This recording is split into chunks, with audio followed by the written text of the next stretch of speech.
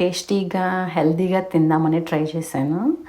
ఇడ్లీ పిండిలో కొంచెం నానబెట్టిన శనగపప్పును తీసుకోవాలి. అలాగే కొంచెం తాలింపు పెట్టుకోవాలి. తాలింపులో మినప్పప్పు, శనగపప్పు, ఆవాలు, జీలకర్ర వేసుకొని ఎండుమిర్చి వేసుకొని తాలింపు పెట్టుకోవాలి. అది కొంచెం దీంట్లో యాడ్ చేయాలి.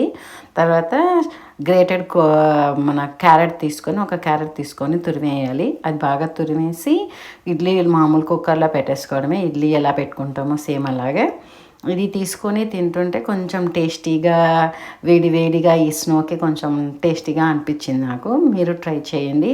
ఇడ్లీలో అయితే నేనైతే సోడా ఉప్పు కానీ ఈనో కానీ యాడ్ చేయలేదు.